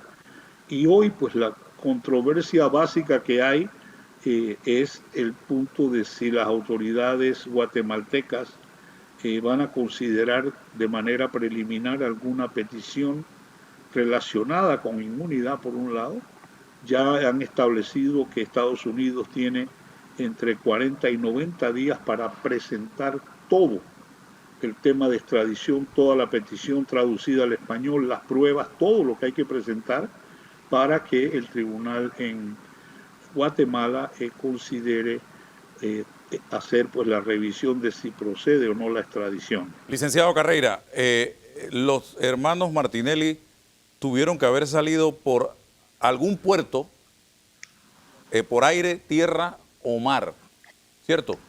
Es correcto. O la otra es que se fugaron, pues se escaparon. Es que lo que no se entiende es cómo si salieron legalmente por aire, tierra o mar, por un puerto en territorio estadounidense, no se procedió inmediatamente a detenerlos y se hubiesen ahorrado todo este proceso que le va a tomar 90 días o más, señor Carreira. Por supuesto, digo, esto llama mucho la atención, la forma de proceder, porque mira, ellos llegan a Guatemala el día 30 y 3 días después Estados Unidos presenta esta petición. Eso demuestra que debió haber habido un seguimiento, pero retrotrayendo al tema de la salida, tampoco hay nada, ninguna acusación de que ellos de alguna manera violaron las condiciones de su fianza, que es otro delito también muy serio, Sí, exacto. o de que ellos abandonaron el territorio de Estados Unidos de alguna manera fugados. Yo creo que el tema migratorio tenía una o dos soluciones. Una de las soluciones es que ellos fueran encontrados responsables y deportados. La otra era aceptar voluntariamente los cargos de migración, salir de Estados Unidos y de esa manera no les queda la marca en el pasaporte y eventualmente pudieran reaplicar para tener una visa. O sea que las salidas de migración pudieron haberse dado, pero eso no ha trascendido nunca al público qué fue lo que ocurrió. Lo que sí es que yo no creo que haya sido una fuga, ni de alguna manera alguna violación de la ley, porque eso también fuera ya conocido presentación de otro tipo de cargos adicionales por esa razón, o en el caso de las fianzas, pues si violas una fianza inmediatamente tienes que pagar, y ahí estaría ya una situación de un pago de $2 millones, que no es ninguna cifra de relajo. Y aquí hay 3 países involucrados. El Salvador, a donde supuestamente llegaron inicialmente, Honduras, de donde se había solicitado el permiso para Aeronáutica Civil para que la nave con matrícula RM99 fuera a buscarlos a ellos, autorización o permiso que después fue cambiado y se dijo que no era Honduras, que mejor era Guatemala. O sea que hay estos 3 países donde pareciera que estuvieron movilizándose los hermanos Martinelli. Y lo otro, Guatemala cometió alguna violación al detener a estos 2 panameños con pasaporte diplomático, porque allí se percibe en las tomas que habían 2 pasaportes diplomáticos de ambos que son suplentes en el Parlacén. No sé, ¿qué me dice usted? Bueno, mira, yo creo que hay varias. Claro. Mira que el permiso que se publicó del vuelo del avión no era de Guatemala, era del aeropuerto de Toncontín en Honduras a Panamá. Y ahí hay una situación que cambia un poco el tema del vuelo desde Guatemala. El tema de la detención y los pasaportes, según se ha dicho hasta ahora, en ningún momento los hermanos Martinelli y Linares tienen pasaportes diplomáticos. Esos pasaportes los emite la Cancillería, en este caso la Cancillería panameña. Y esto hasta donde se ha dicho no es así. Aparentemente la confusión viene con el hecho de que el Parlamento Centroamericano te da como una especie de carnet que tiene una forma de pasaporte. Es muy similar al pasaporte, pero eso es un carnet interno del Parlacén. En ninguna forma te da una condición de diplomático, por el hecho de que el pasaporte pues diplomático tiene una vía diferente. Hemos visto entrevista del director de pasaportes de Panamá, donde hay otro tema también, que es la renovación del pasaporte panameño que ellos hicieron estando en Miami. Bueno, todos los panameños que están en el exterior y por alguna razón de estudio o de trabajo se les vence su pasaporte, pueden ir a renovarlo. Y el pasaporte se renueva a menos que haya una orden judicial de no hacerlo.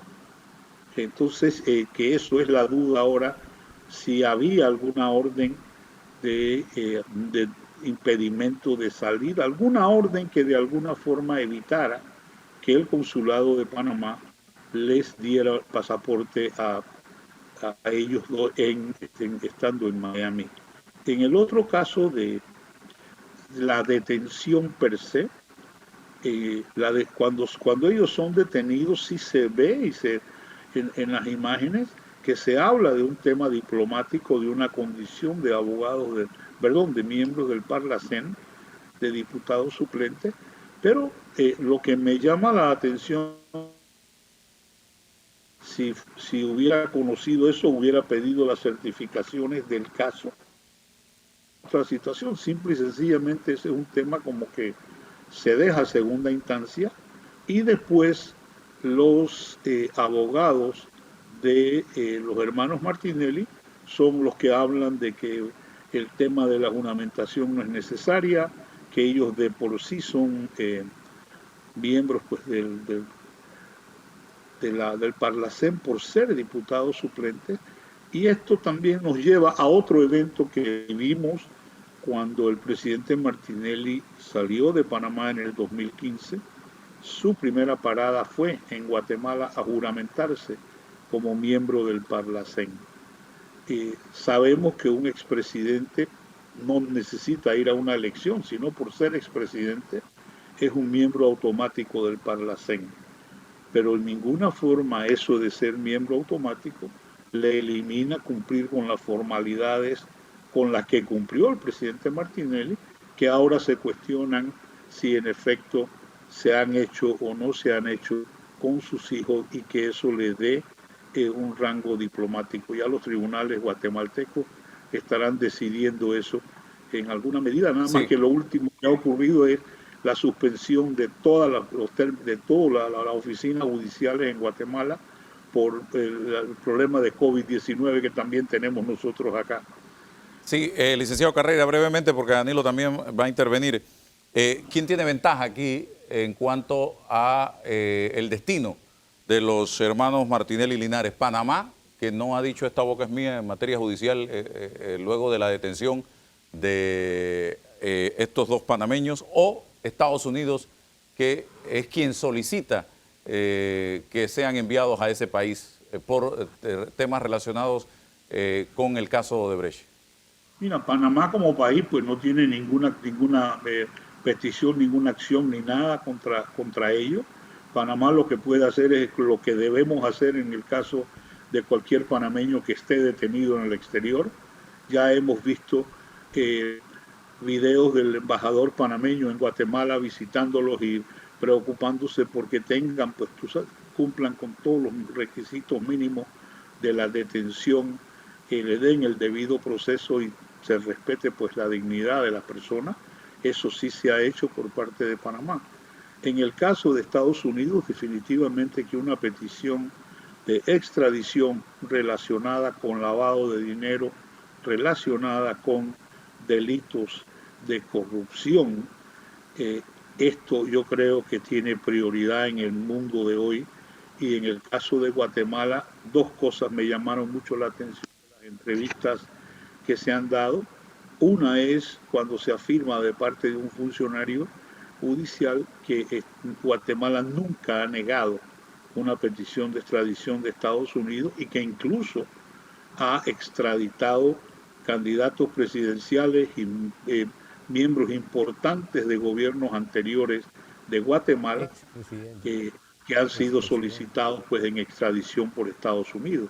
Eso yo creo que le da al sistema norteamericano por lo menos la preferencia, pero también deben presentar todo el proceso, toda la investigación. O sea, hay que convencer a los jueces en Guatemala de que de verdad hay toda una serie de delitos y hay una vinculación de esta persona con los delitos. El estándar sigue siendo el mismo que vimos cuando la extradición del presidente Martinelli.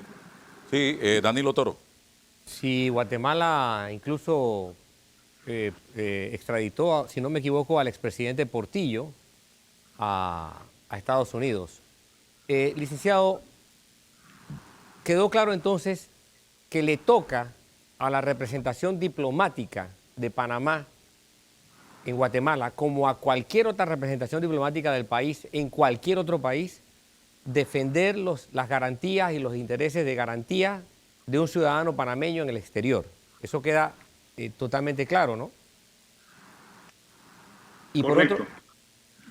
Y por otro lado, que la segunda pregunta es si puede darse el caso de que abriéndose un nuevo proceso, un nuevo caso en Estados Unidos vinculado a la trama, a toda la secuencia de cosas de Odebrecht, ¿puede la República de Panamá abrir un caso vinculado a esto que estaba sucediendo en Estados Unidos, o se tiene que tratar como que ya abierto ese caso es cosa que está siendo juzgado y por lo tanto Panamá no tendría interés en abrir un caso investigativo por otro asunto más que esté vinculado a Odebrecht?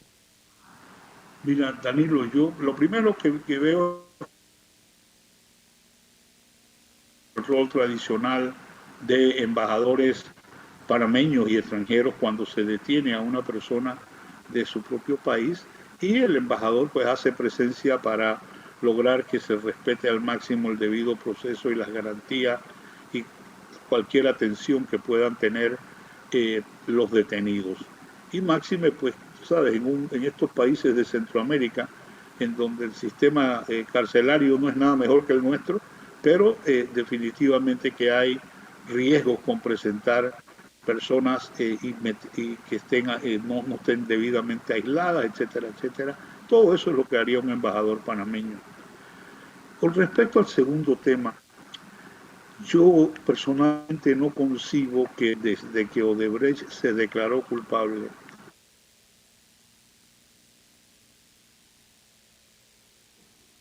han entregado 54 millones de dólares a funcionarios, personas allegadas a los altos funcionarios del gobierno. ¿Qué hemos esperado nosotros para tener una investigación? Ahí hay una declaración de culpabilidad, ahí hay pruebas de cantidades. Para eso era que se procedió a aceptar la delación de los 76 ejecutivos de Odebrecht, para que los países y muchos otros países tomaron ventaja de eso, tuvieran realmente los detalles de la participación. Lo que nosotros no hemos hecho con esa información lo hizo el gobierno de Estados Unidos, no porque se tratara de una actividad panameña, sino porque se trata de una actividad que involucra el sistema bancario norteamericano para el movimiento de dinero, y esas operaciones utilizan tanto a Panamá como a Estados Unidos como a Suiza. Entonces, los americanos, por supuesto, que en estas cosas están investigando, porque también pueden haber personas acusadas que estén en Estados Unidos. Por eso esta trama y este indictment tiene esa consideración de tener un cargo de conspiración, porque involucra a mucho más gente. Yo creo que este es un evento que Panamá debió haber investigado desde el principio, porque específicamente constaba en esa declaración de culpabilidad, y es lo que estamos viendo hoy, que esto todavía no ha terminado, por el hecho también de que en las declaraciones de los ejecutivos de Odebrecht que están cooperando con los sistemas judiciales, mucha de esta información preliminar, pienso yo, que tiene el origen en esas delaciones. y eso una vez que se confirma, entonces es que se procede a las acusaciones. Gracias, licenciado Francisco Carreira, por compartir con nosotros, haciendo un poco de docencia en relación con este tema que involucra a 2 ciudadanos panameños que están detenidos en Guatemala en este momento. Vamos a la pausa.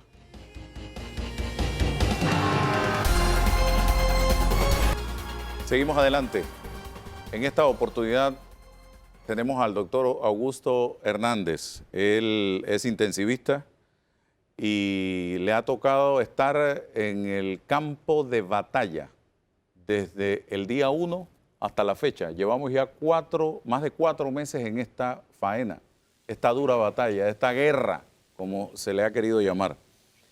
Y le ha tocado al doctor vivir cada momento junto a un equipo de profesionales de la salud en esta crisis sanitaria. Doctor, comparativamente hablando, ¿cómo estamos hoy día en relación a aquel mes de marzo cuando todo esto comenzaba y cuando se rumoraba en los medios de comunicación y en redes sociales de un paciente, el director del Beckman, en ese momento? Bueno, buenos días, Álvaro. Feliz domingo pues, a todos los televidentes. Pues digamos que hay bastantes diferencias, algunas positivas, otras no tan positivas.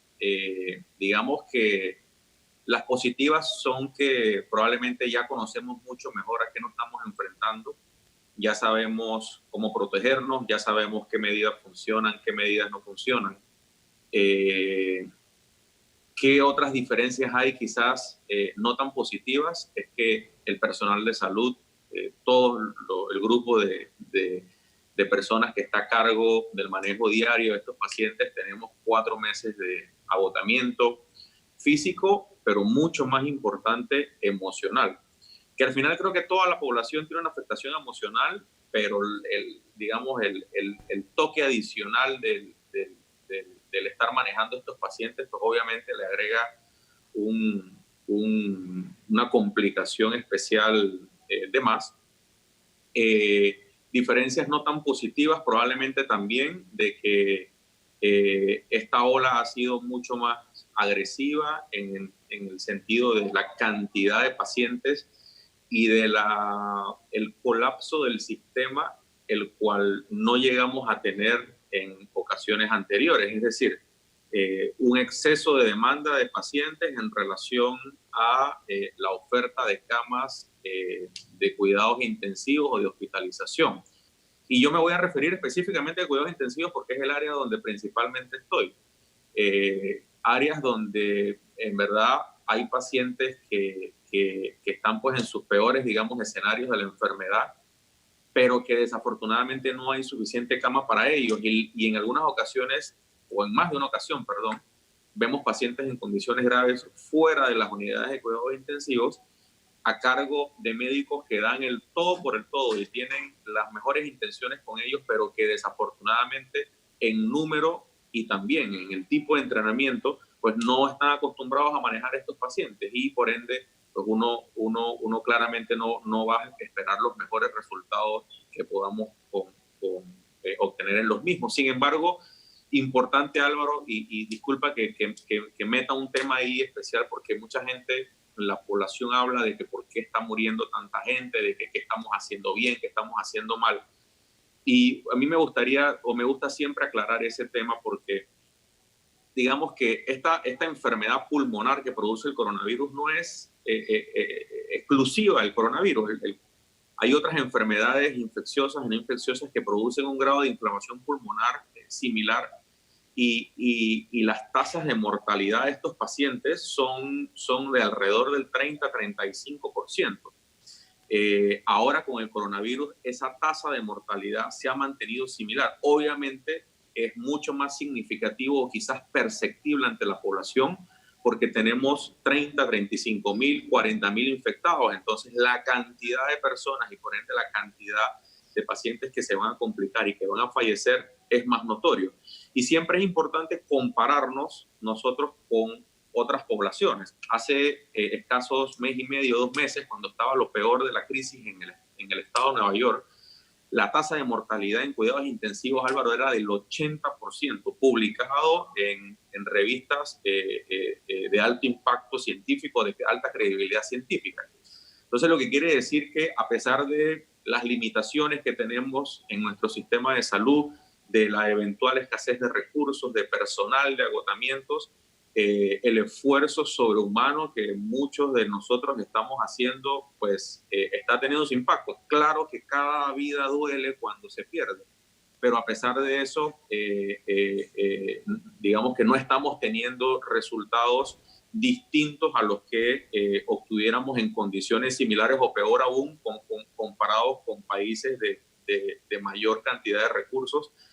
Inclusive lo estamos haciendo mejor. Doctor. Así que yo creo que eso es un punto súper importante que sí quería como tratar de no dejar de mencionar en esta entrevista. Doctor, entiendo por lo que usted dice que se está dando el caso de pacientes que requieren estar en cuidados intensivos, pero que no hay capacidad en cuidados intensivos para llevarlos allá y se tienen que quedar en sala atendidos por médicos que están haciendo un gran esfuerzo, pero que no son intensivistas.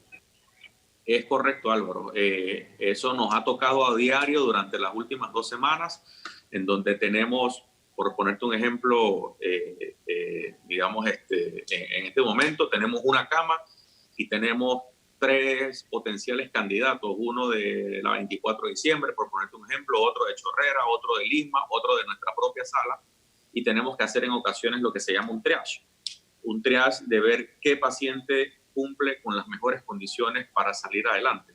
Y eso nos ha tocado hacerlo en más de una ocasión. Que sí es verdad que las autoridades han hecho un esfuerzo importante en querer ampliar o acondicionar nuevas áreas de cuidados intensivos.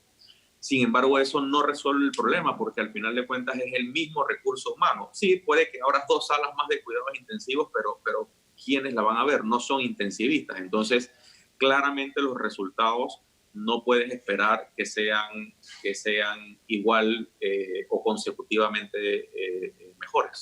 ¿Qué tipo de pacientes están entrando a ese estado que hay que llevarlos a cuidados intensivos? ¿Hay algún común denominador, doctor? ¿Y cuándo, en qué momento de la enfermedad o de la evolución del virus es que comienza a afectarse la salud de la persona para tener que requerir de cuidados intensivos? Bien, estamos con mira lo que nos acaba de decir el doctor, y esto tiene que llegarle a la conciencia de la población panameña. Ya hay salas en este país que no tienen camas para atender a pacientes de cuidados intensivos y están en las salas, y allí, y lo dijo también el doctor Israel Cedeño, allí es que está muriendo la gente. Y esto es por eso, porque no pueden llevarlos a cuidados intensivos, porque no hay capacidad. Así es, Álvaro. Y tal vez hay que revisar el manejo comunicacional de parte de las instituciones, porque si tú no le dices a la gente las cosas como son, la gente no va a entender qué riesgo realmente está enfrentando. Y estas son cosas que hay que decirle. Mire, no hay cama para recibirlo en el hospital si usted se enferma. Estamos viene el lobo y viene el lobo, pero el lobo ya está aquí. El lobo está residiendo. Hace rato. Entonces hay que decirle a la gente, señor, el lobo está aquí. El lobo está aquí. Entonces, no se enferme porque no hay cama para recibirlo en el hospital. La pregunta, repito, la pregunta que le había hecho, iba en la dirección, ya por estar comentando, se me fue. Pero, doctor, en este momento estamos hablando de que no hay suficientes camas en las salas de cuidados intensivos. Pero sí me gustaría, usted como profesional de intensivista, ¿le ha tocado ver amigos, colegas, personas morir? Esa era una, y la otra, ¿en qué momento es que una persona ya se determina que debe entrar a cuidados intensivos por su condición de salud? Son muy buenas preguntas. Voy a empezar respondiéndote primero la última. Yo creo que es importante recordar que el 85% de los pacientes con esta enfermedad van a cursar o sin síntomas o con síntomas muy leves. lo que quiere decir que pueden ser apropiadamente manejados en casa. ¿Dónde está el problema, Álvaro? El problema está en cómo detectar de manera temprana, con el actual recurso humano con que cuenta el Estado, de poder detectar de manera temprana ese 15% de pacientes que no va a evolucionar de una manera asintomática o con un cuadro leve. Porque ese 15% de los pacientes son los que eventualmente van a desarrollar un cuadro inflamatorio que se centra o se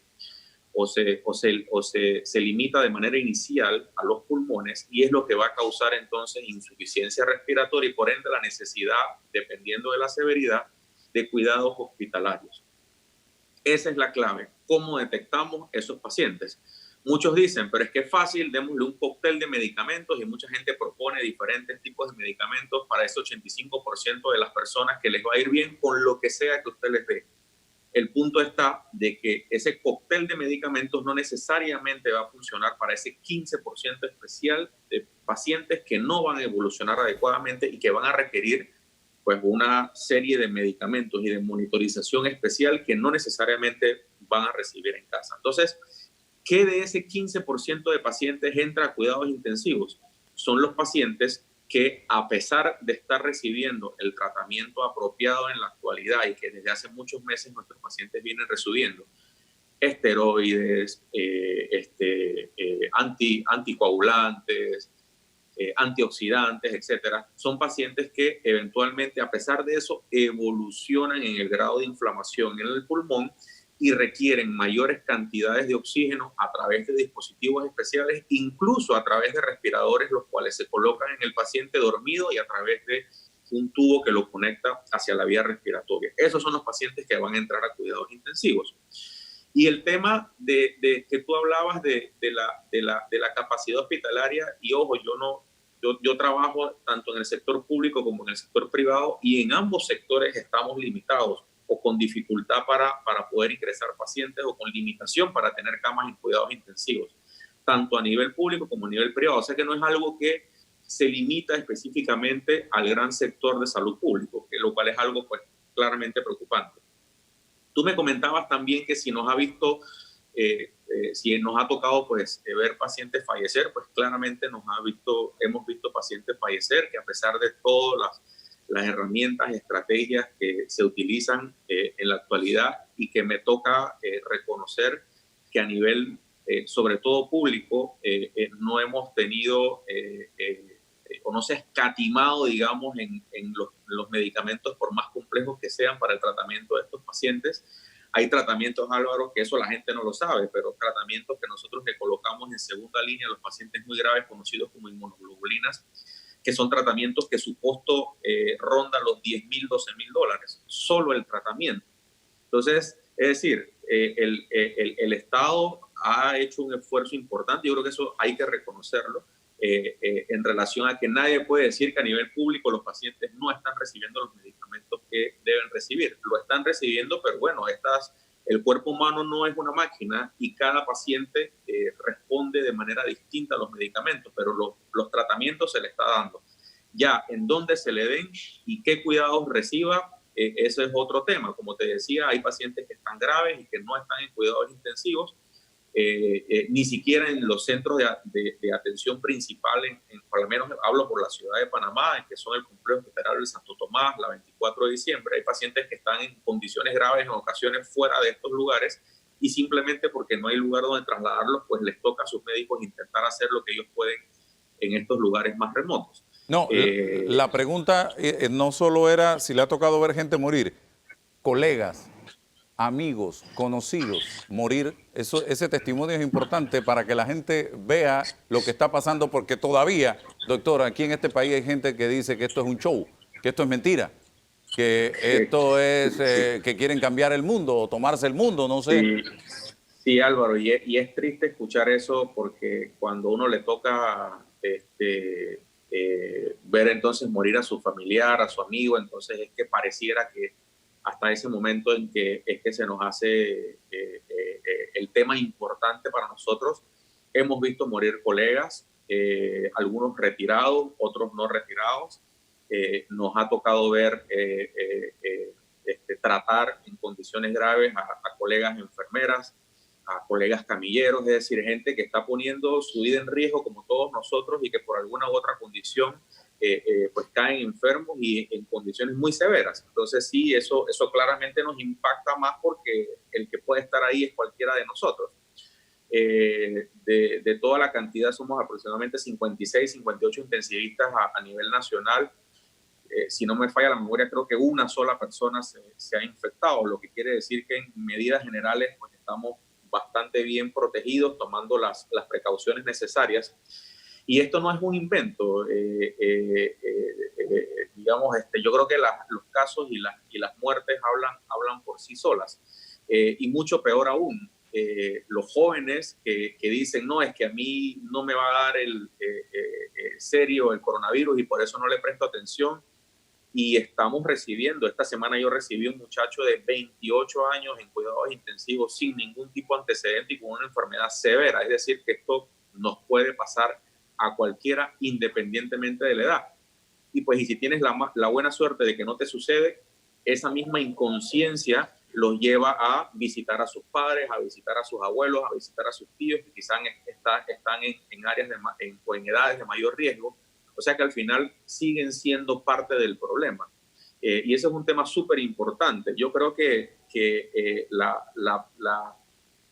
responsabilidad más importante de parar esto es de parte nuestra en relación a tomar las medidas y precauciones suficientes para evitar más contagios. Nosotros vemos en la calle personas con las mascarillas a media cara, que tosen y no se lavan las manos o agarran lo que sea en los supermercados y se llevan las manos a los ojos, a la boca. Esas cosas sencillas son las que eventualmente inducen a que este virus desafortunadamente no siga dando tregua. Bien, Danilo. Sí, dos preguntas, doctor. La primera tiene que ver con algo más vinculado a ustedes, el recurso humano en los hospitales. Porque el concepto de saturación, los conceptos de saturación y de colapso sanitario se ligan mucho al renglón de espacio, ¿no? Cuántas camas hay disponibles o cuántos aparatos hay, pero no se asocian al agotamiento físico y mental del recurso humano.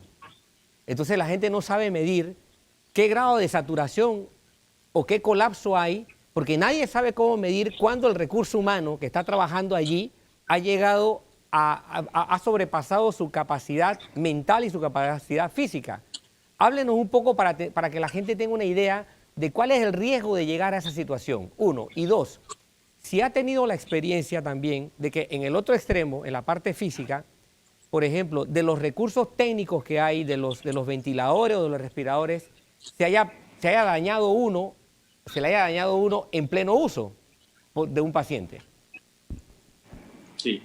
Yo creo que ese es un tema súper importante una pregunta súper importante que acabas de hacer, porque el tema de colapso del sistema de salud no simplemente significa más camas de manera casi que infinita, y abro espacios y abro lugares donde una persona se pueda acostar y se soluciona el problema. Muy bien, eso tiene que ir ligado a quién atiende a esos pacientes. Por darte un ejemplo, nosotros los intensivistas usualmente manejamos entre 6 a 7 pacientes, que es el promedio para el nivel de gravedad de estos pacientes que uno debe procurar manejar, lo cual se ha visto pues que genera una atención y el tiempo apropiado de calidad para estos pacientes. Nosotros en ocasiones estamos viendo el doble o más de pacientes, lo cual claramente y por sentido común te puede decir de que el doblar o mucho más allá la cantidad de personas que tú estás atendiendo, por más esfuerzo que tú hagas, el tiempo que tú le vas a dedicar a cada uno de esos pacientes no va a ser el mismo, y por ende puedan haber distintos resultados a los que hubiera en un escenario ideal.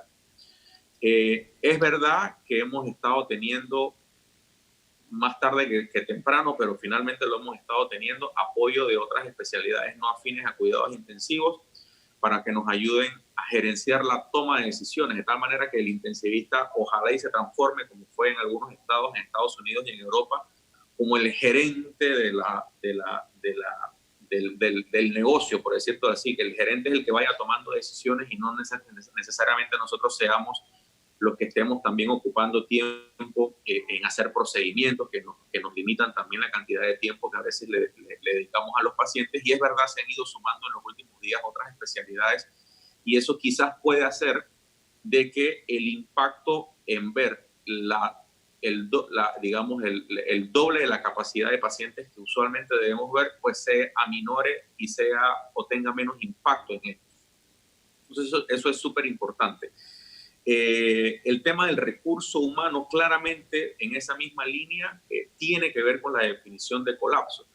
Usted puede tener camas, pero si usted no tiene el personal apropiado o si tiene ese personal ya en cantidades no adecuadas y lo tiene agotado, pues claramente los resultados usted tampoco puede esperar que sean los mismos. Y tenemos compañeros que frecuentemente pues con crisis de ansiedad, insomnio, en algunos pacientes, compañeros médicos o enfermeras con estados de depresión. Es decir, esto es consecuencia del estrés continuo que nosotros hemos estado teniendo. Incluso durante los 2 primeros meses no teníamos básicamente lugar o espacio para poder descansar. Ahora los tenemos muy limitados, insuficientes, pero bueno, ¿qué vamos a hacer? Somos pocos y tenemos que atender a los pacientes, ellos lo necesitan.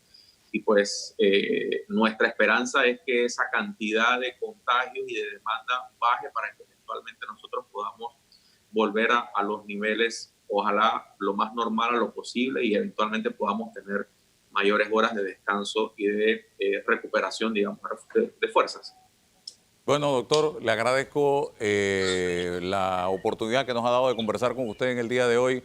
Y nuestro homenaje a todos y cada uno de los profesionales de la salud, médicos, enfermeras, auxiliares, terapeutas, laboratoristas, todo el equipo que está en este momento trabajando intensamente, tratando a como dé lugar de frenar el avance del virus y de salvar vidas, que es lo más importante, a pesar de que hay un sector de la población afuera de los hospitales que pareciera no entender lo delicado de esta situación en estos momentos, que ya por el camino que va esta semana, ojalá Dios permita que me equivoque, estaremos llegando a los 1.000 muertos en Panamá y a más de 50.000 contagiados es el volumen total desde que esto comenzó. Así que la gente tiene que entender que, repito, este es un trabajo en equipo, a 2 manos, una mano del pueblo y otra mano el gobierno con los profesionales de la salud. Si no ponemos las 2 manos a remar y a trabajar, no hay manera de parar esto. Danilo, ¿una reflexión final? Sí, el impacto que esta enfermedad está haciendo no es solamente desde el punto de vista del estrés en una dirección, no, el estrés es en múltiples direcciones, porque el recurso humano que tiene que atender la pandemia se estresa igual. La población también padece atención. Es decir, esto es un efecto de choque múltiple. Es como que si usted revolviera todo y pensar que esto se soluciona abriendo espacios, creando camas. No es necesariamente esto se soluciona así. Si no tienes a la gente en disponibilidad del trabajo, en condiciones de poder trabajar, por mucho espacio que tenga y por muchas camas que tenga y por muchos aparatos que tenga, no tienes la solución. Ni se resuelve por decreto, para que sepan. Así es. Gracias, doctor. Gracias a ustedes, amigos, por la atención dispensada. Hasta el próximo domingo.